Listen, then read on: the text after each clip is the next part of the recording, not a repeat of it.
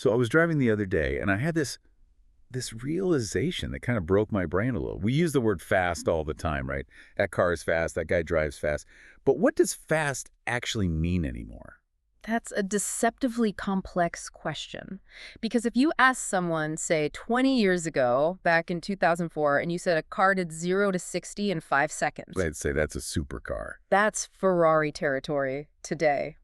That is literally a minivan loaded with groceries. It's actually offensive how true that is. I mean, the goalposts haven't just moved. They've been transported to a different stadium. Yeah. You have these legendary cars from my childhood cars I had on my wall getting absolutely smoked by family EVs at a stoplight. And that's the problem with perception. The definition has shifted so drastically. We're living in an era of what I kind of call horsepower inflation. Horsepower inflation, I like that. Yeah, just like with money, the numbers get bigger, but the wow factor of those numbers, it changes. So to make sense of this madness, we're doing a deep dive today. We're not just looking at one car. We're analyzing a hierarchy, a specific framework I found called the 7 levels of fast cars. Think of it as a ladder. We're starting at the bottom with cars that are, street quick, and we're climbing all the way up, all the way to vehicles that are essentially challenging the laws of physics. And I got to warn everyone listening, the source material here is, it's pretty ruthless. It evaluates cars not just on 0 to 60 times, but on their place in the food chain. We're going from a tier literally labeled trash all the way up to GOAT. And trash here is a relative term, of course. We're not talking about a beater. Yeah. But within the context of high performance, it sets the baseline. So shall we start at the bottom, level 1? Let's get into the mud, level 1, the trash tier. I mean, that sounds harsh, but the subtitle here is Fast in Isolation. Right, and fast in isolation is the key concept. It means these cars feel sporty, they feel quick if you're driving them alone. On a winding back road, yeah. Exactly, but the moment you compare them to, modern standards, the illusion shatters. And the poster child for this level is a car that I think hurts a lot of feelings to see here, the Subaru WRX STI. It's a painful reality check. The STI comes with this massive legacy. It's built on rally championships. Oh, a cult following. The blue paint, the gold wheels. It's automotive scripture for some people. Absolutely. And on paper, it doesn't sound terrible. You've got a turbocharged boxer engine, 310 horsepower. It does 0 to 60 in, 4.9 seconds? Which is quick. It's quick in a vacuum, but is it genuinely fast in 2025? That's the real distinction. The source points out that your neighbor's Tesla Model 3, the standard one, not even the performance version, will just walk away from it. And that's the heartbreaker. You're there revving the engine, you dump the clutch, you're working for every shift. Yeah. And the guy next to you sipping a latte just hums past you. The whole Formula AWD turbo 4-cylinder manual, it was revolutionary once. The affordable performance just, it moved on. It's super ridiculous. It's more than just the speed, too. Oh, yeah. The engine feels like it's from 2004 because, mechanically it basically is. The interior creaks, the ride is harsh. It's like the high school quarterback who still wears his varsity jacket at 40. It was cool once. Now, sharing this tier is a totally different approach. The Volkswagen Golf R. The ultimate sleeper. This is the sensible choice. It's a Golf platform, turbo 4, 315 horsepower, all-wheel drive. And this thing is actually legitimately quick. 0 to 60 in 4.5 seconds. It is a fantastic machine. But here's the critique, and I think this is why it lands in this tier for the raw speed hierarchy. You're driving a $45,000 Golf. That's the hurdle. It's nearly 50 grand. Exactly. For that money, you're running times similar to cheaper muscle cars. It's perfect if you want subtlety, but it just lacks that raw, overwhelming power to be considered genuinely fast by these new standards. This is a fascinating topic. These are cars that are objectively powerful, but they suffer from what I call little brother syndrome. First up, we have the Ford Mustang GT.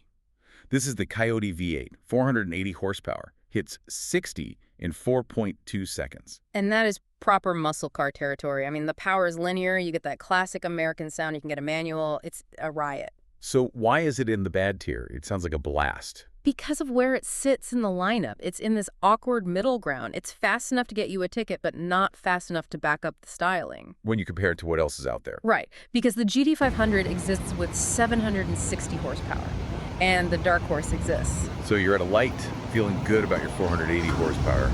And then a GT500 pulls up with a supercharger whine that sounds like an air raid siren. Exactly. The regular GT lives in that shadow, and the Dodge Charger Scat Pack suffers from the exact same identity crisis. Ah, the four-door family sedan with a massive 6.4-liter Hemi V8, 485 horsepower. It's practicality meeting hooliganism. 0 to 60 in 4.3 seconds. Big enough for adults in the back, and that Hemi sound is just, it's intoxicating. It's maybe the best daily driver muscle car. Until you remember the Hellcat exists. There it is. That's the almost fast problem. The Scat Pack is quick and loud and fun, but it is forever living in the shadow of the 717 horsepower Hellcat. You're the understudy, never the star. Okay, so let's move on to level 3. Now things are getting serious. This is the mid-tier.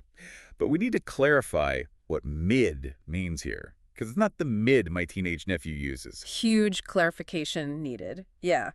In this hierarchy, mid means performance that laps legitimate exotics. It just shows you how high the bar has risen. That is wild. Okay, so first up, the Chevrolet Camaro ZL1. This thing is a beast. Supercharged 6.2-liter V8, 650 horsepower. And it's not just straight line speed. It's got magnetic ride control, huge Brembo brakes. It handles like a proper supercar. It laps the Nürburgring faster than Ferraris that cost 3 times as much. But there's a catch, right? There's always a catch with the Camaro. It's the compromise, the packaging. Visibility is famously terrible. It's like driving a tank while looking through a mail slot. The interior is so claustrophobic. It is, and you're constantly having to explain why you didn't just buy a Corvette. The performance is there, but you have to make these huge lifestyle compromises just to see out of it. Now, the other car in the mid-tier is a very different vibe. The BMW M5 competition. This is the business suit of speed. Twin-turbo V8, 617 horsepower. It does 0 to 60 in 2.9 seconds. Sub 3 seconds. In a luxury sedan. A luxury sedan with heated rear seats.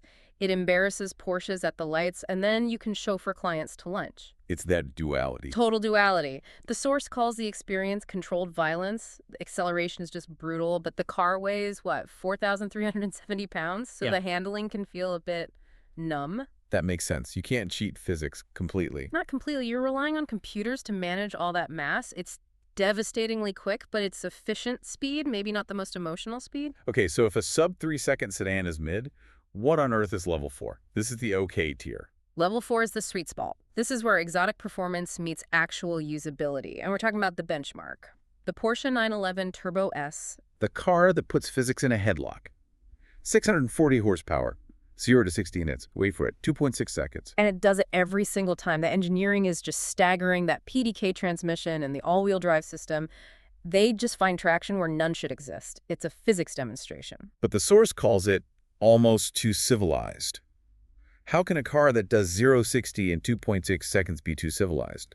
That's face-melting speed. Because it does it without any drama, it has luggage space, the ride quality won't shatter your spine, it's so confident that it makes the speed feel normal, almost clinical. Contrast that with the other car in this tier, the McLaren 720S. Now this looks like a spaceship. It really does. Carbon fiber chassis, 710 horsepower, 0-60 in 2.7. But here's the stat that blows my mind. It does 0 to 124 miles per hour in 7.8 seconds. Wait, say that again? 0 to 124. In under 8 seconds. That's faster than most cars get to 60. Exactly.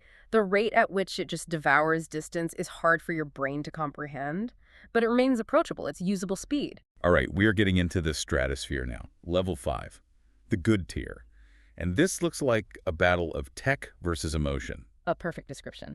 On the tech side, we have the Ferrari SF90 Stradale. This is Ferrari's vision of the future. It's a hybrid, right? But, like, not a Prius hybrid. No, far from it.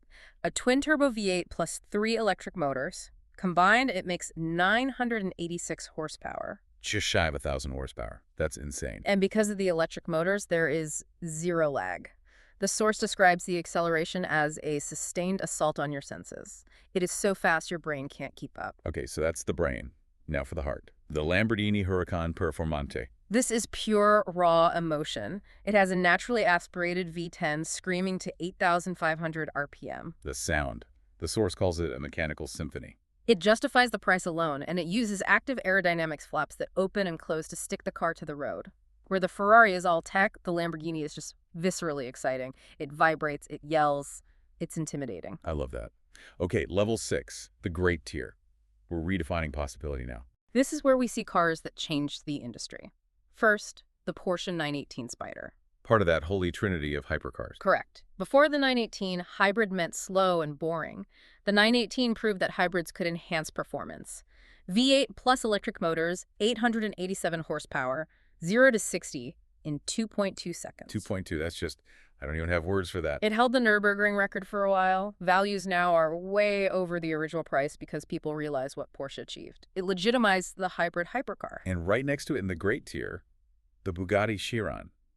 The numbers for this car don't even sound real. They read like a kid made them up. Quad-turbo W16 engine, 1,479 horsepower. And the stat that gets me is 0 to 186 miles per hour in 13.6 seconds. Which is insane. But the real magic of the Chiron is how it recalibrates your senses. Acceleration at 150 miles per hour in a Chiron feels like 50 in a normal car. That is terrifying and amazing all at once. And the fact they made nearly 1,500 horsepower reliable enough that you could drive it every day, that's the real engineering marvel. It's a luxury bullet train for two. It really is. Yeah. But, believe it or not, we have one more level. The top of the mountain. Level 7, the GOAT tier. Yeah. The greatest of all time. This tier isn't about 0-60. It's all about chasing 300 miles per hour. We are at the absolute bleeding edge of physics here.